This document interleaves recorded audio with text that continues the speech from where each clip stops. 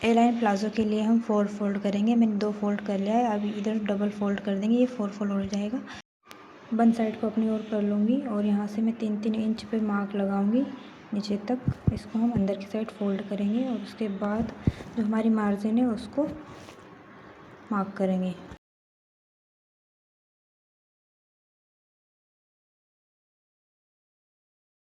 Scale से सीधी line खींच लेंगे ताकि कपड़ा इधर उधर ना हो और सही से मार्क हो जाए अपना।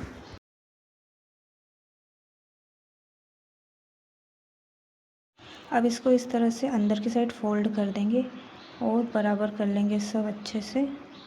थोड़ा भी इधर उधर नहीं होना चाहिए। और फिर अपना जो मार्जिन है वो हम लेंगे 2 इंच बेल्ट के लिए मैं यहाँ पे ले रही हूँ।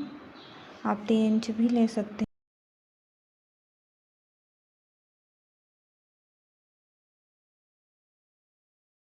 स्केल से लाइन खींच लेंगे बराबर इस तरह से। यहाँ से 12 इंच पे मार्क किया है, बेल्ट के लिए है ये। आसन की लेंथ हम 11 इंच रखेंगे।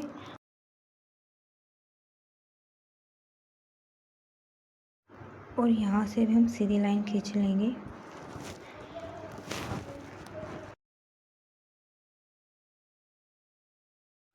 आसन से हम 3 इंच बढ़ाते हुए मार्क करेंगे। यहाँ से 3 इंच बढ़ा के हम यहाँ पे भी स्ट्रेट लाइन खींच लेंगे और गोलाई में आसन का शेप दे देंगे हम यहाँ पे इस तरह से। फिर स्केल से उधर वाले कोने से आसन के मार्क तक हम स्ट्रेट लाइन खींच लेंगे। क्योंकि ये 2 मीटर फैब्रिक है तो हम जितना भी फैब्रिक है पूरे को यूज़ करेंगे और हमारा अच्छा घेर भी आएगा। और फिर ये जो 3 इंच फैब्रिक हमने अंदर फोल्ड कर रखा था इसको हम बाहर निकालेंगे और इसको भी मार्क करेंगे ऊपर से स्ट्रेट लाइन नीचे वाले कोने तक। इससे हमारा 3 इंच घेर बढ़ जाता है।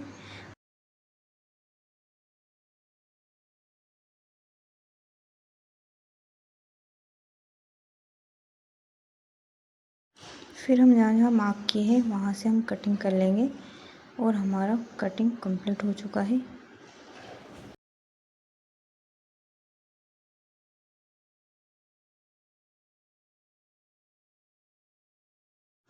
ओपन करने पर ये कुछ इस तरह से दिखाई देगा।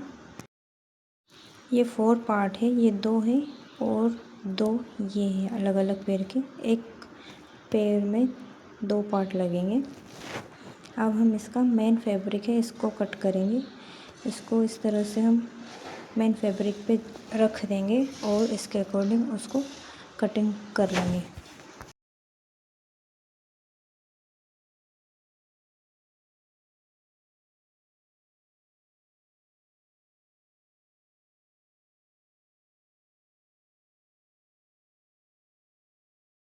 ध्यान से कटिंग करना है, थोड़ा भी इधर उधर नहीं करेंगे, आराम से कटिंग करेंगे।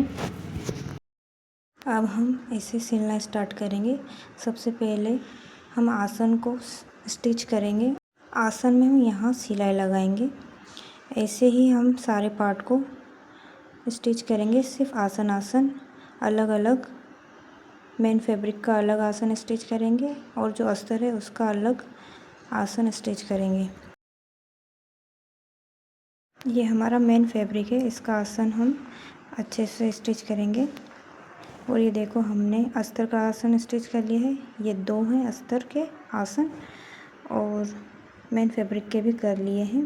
सिर्फ आसन आसन स्टिच करना है सबसे पहले। और जब हम इसको ओपन करेंगे तो ये कुछ इस तरह से दिखाई देगा।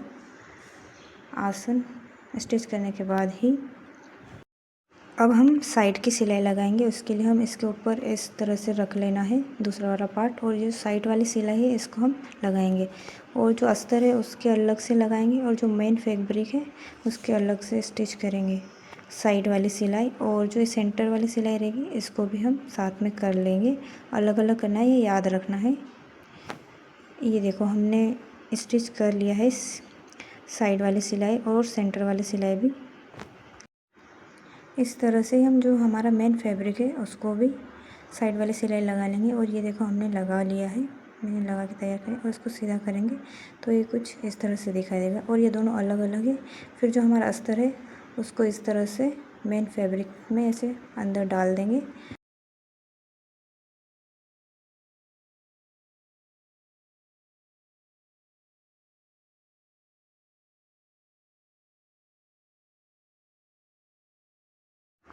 अब हम बेल्ट बनाएंगे। उसके लिए हम इस तरह 2 इंच का बेल्ट तैयार कर लेंगे और थोड़ी सी सिलाई जिसमें बचाते हैं उसमें हम इलास्टिक डाल देंगे। इलास्टिक लगाने का ये सबसे आसान तरीका है जो कि आसानी से हो जाता है। पिन से पूरे में हम इसको लगा लेंगे और उस स्टिच कर लेंगे और जो सिलाई बची हुई थी उसको हम लगा लेंगे। उसके बाद उसको खींचते खींचते इस तरह से एक सिलाई लगा देंगे सेंटर में और हमारी इलास्टिक लग के तैयार हो जाएगी परफेक्ट तरीके से। और ये हमारा ए लाइन प्लाज़ो तैयार हो गया है और जिस तरह से हमें घेर चाहिए था उस तरह से आ गया है, ना ज़्यादा ना कम। ए लाइन प्लाज़ो बन के तैयार हो गया है।